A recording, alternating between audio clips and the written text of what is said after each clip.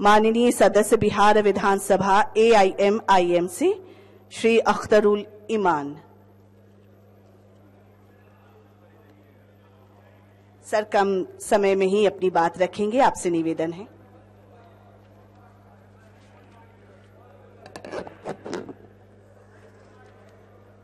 बिहार विधानसभा भवन शताब्दी समारोह के शुभ अवसर पर आज के इस ऐतिहासिक महफिल के सदर और हमारे विधानसभा के अध्यक्ष जनाबे विजय कुमार सिन्हा साहब, डाइस पे तशरीफ फरमा बिहार के मुअज़्ज़ज़ वज़ीर आला जनाबे नीतीश कुमार साहब, डाइस पे तशरीफ फरमा बिहार विधान मंडल के सभापति जनाबे अवधेश नारायण सिंह साहब, बिहार की नायब वजीर आला मोहतरमा रेणु साहिबा, बिहार के नायब वजीर आला आदरणीय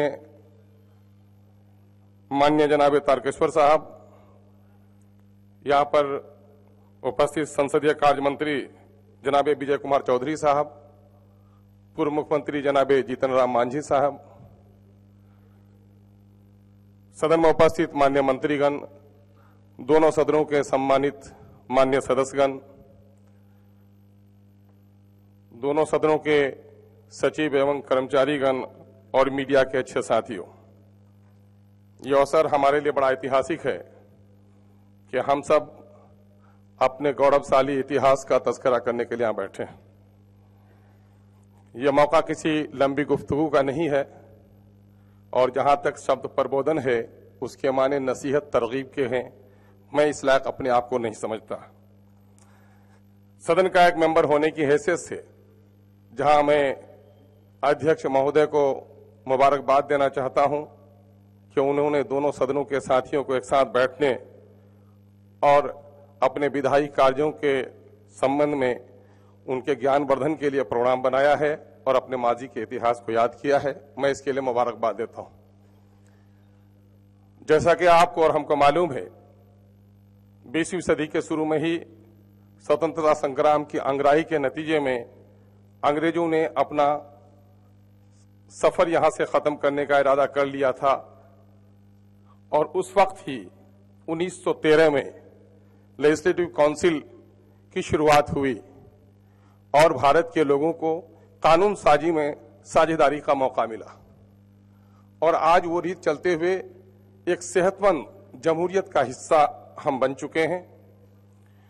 इस वक्त हमारे सामने में सिर्फ ये 25 साल, 50 साल, 75 साल और 100 साल पर silver jubilee, golden jubilee, platinum jubilee मनाने की जरूरत नहीं है, बल्कि अपनी जिम्मेदारियों का एहसास भी हमको होना चाहिए।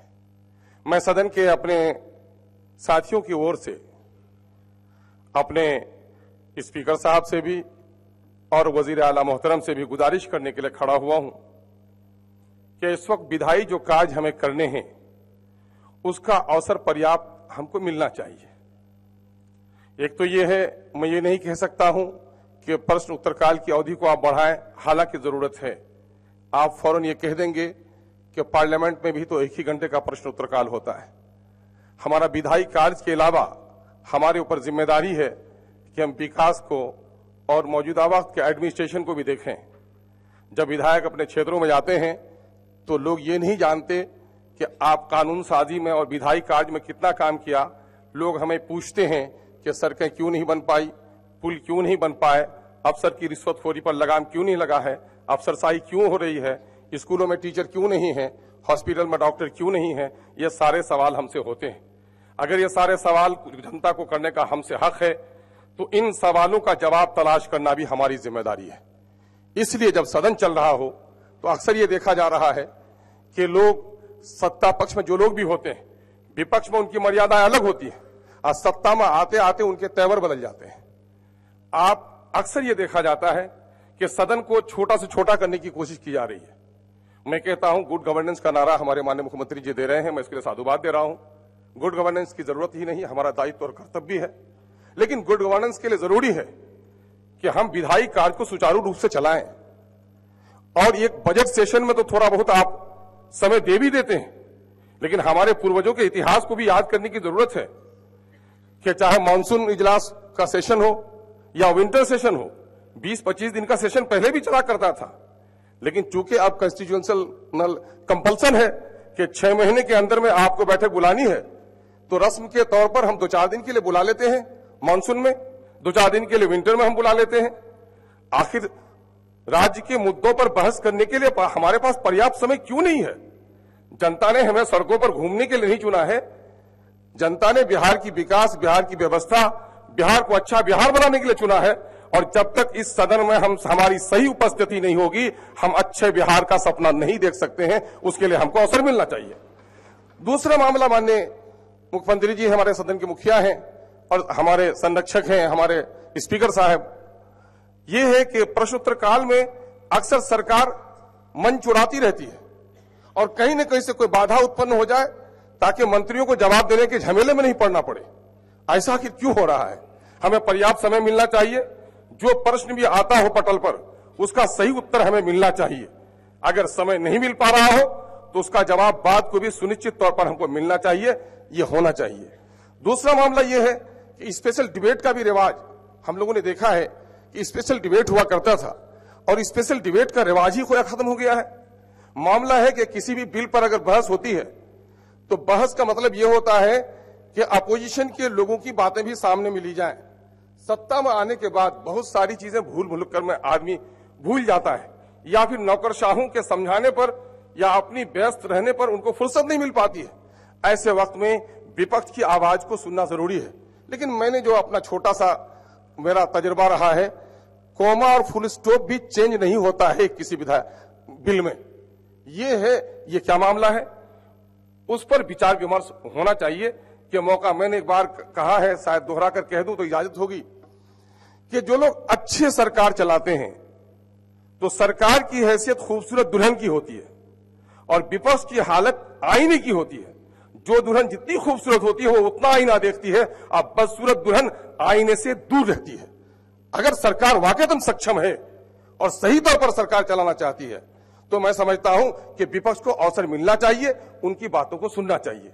एक बात और कहूंगा माननीय अध्यक्ष महोदय से कि सरकारी संकल्प हम लाते हैं, सरकारी संकल्प में जाहिर है कि लोकहित के, जनहित के, राजहित की बातें ही होती हैं, तो चाहे आप उसे स्वीकार करें और अस्वीकार करें। एक तो यह है कि ज्यादातर मुद्दे होते हैं स्वीकार करने के लायक, लेकिन सदन में अब तक हमने जो देखा है 99% जो संकल्प है वापस लीजिए, वापस लीजिए। ये वापस लेने की प्रथा क्यों होनी चाहिए?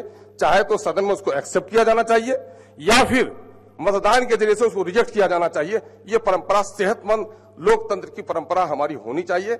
हम निवेदन करेंगे कि सत्र की अवधि में हमारे तरफ से जो निवेदन दिए जा रहे हो, ध्यानाकर्षण दिए जा रहा हो, कॉल अटेंशन दिए जा रहे हो, उस पर कार्रवाई हो।